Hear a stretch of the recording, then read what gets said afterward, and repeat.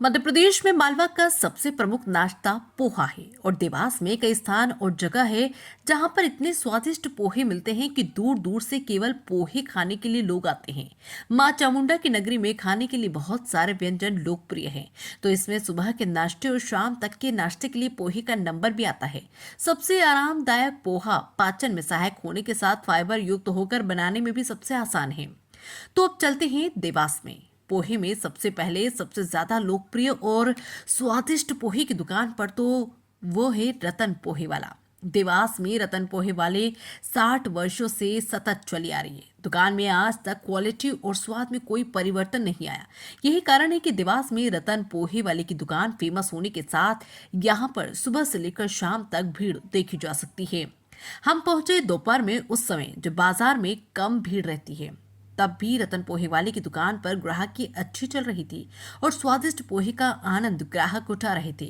अपने पिता स्वर्गीय श्री रतनलाल गुप्ता की दी हुई विरासत को अब उनके पुत्र कैलाश गुप्ता चला रहे और उनका भी यही कहना है कि सब मां चामुंडा की कृपा है। और जब उनसे पूछा कि इतने स्वादिष्ट कैसे पोहे बनाते हैं, तो कहते हैं कि मसाले का संगम और फॉर्मूला है जो पोहे को अलग और स्वादिष्ट बनाता है।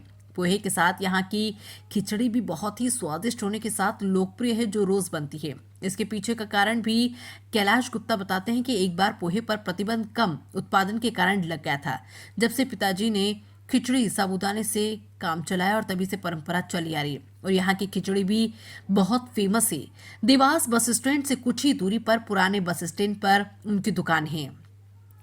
देवास की जनता में तो लोकप्रिय है ही। आप भी देवास आए तो मां चामुंडा के दर्शन के साथ देवास के रतन के पोहे जरूर टेस्ट करें। आज के लिए केवल इतना ही। अगली बार चलेंगे देवास में और भी पोहे और अन्य स्वादिष्ट व्यंजन की दुकानों पर। 60 साल हो जाएंगे सर।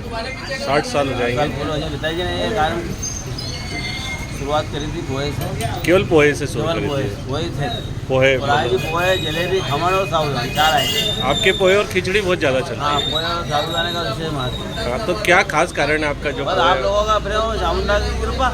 नहीं, फिर भी कुछ ऐसा कुछ मतलब जो मतलब पूरे देवास में मसालों का संगम है वो। मसालों का संगम है। पिताजी का फार्मूला वो आपको दे के वो चले देके गए। चला गया, बस वही आशीर्वाद चलता है, है। उनका चल रहा है। और खिचड़ी भी जो देवास में आपके द्वारा बनाई एक जाती बार है। चावल पे पोहे पे वो प्रतिबंध लगा था, मतलब उत्पादन कम हुआ था। हाँ हाँ हाँ। तो जब पोहे तो बंद हो गया। फिर पिताजी ने साबूदाना उस टाइम पे चालू करे। वो जब से आज तक लोगों के मुँह लगे। अच्छा। का एक ही बिजनेस था और वही बिजनेस बंद हो गया था। मतलब बंद ही हो गया था कि उत्पादन कम हुआ, तो सरकार ने उसमें पोहे पे प्रतिबंध लगा दिया। जी तो जी। जब पोहे प्रतिबंध लगा तो पिताजी ने साबूदाना की खिचड़ी स्टार्ट की। अच्छा, तब से साबूदाने की खिचड़ी स्टार्ट कर दी है। और शाम को मूंग के भजिए, मूंग के भजे भी है। बजाय बनाते थे शाम को। उसके बाद दूध की कढ़ाई, हाँ। और अपनी रबड़ी और श्रीखंड। और वो परंपरा आपने भी वही रखी, वही चल रही है यार। वही चली आ रही है। बड़े भैया का भी कारोबार है, वो सारा मिठाई का है उधर। ये 2 भाग में कर दिया। नमकीन का मेरे पास आ गया, मीठे का उनके पास चल। बस आप केवल पोहे और खिचड़ी, वो भजे वजे सब बंद नहीं, कर वो दिया। सब बंद कर। वो उस जी, टाइम जी। का ही दौर था बस। जी जी जी। क्या अपेक्षा करते हैं और जनता से? आप क्या जनता का को? प्यार वही बना रहे और ऐसे ही आपकी सेवा करते रहे। आपकी क्वालिटी ऐसी रहेगी हमेशा? बिल्कुल। क्वालिटी में अंतर तो नहीं आएगा कि क्वांटिटी बढ़ गई? क्वालिटी से माय हॉबी, क्वालिटी मेरा शौक है।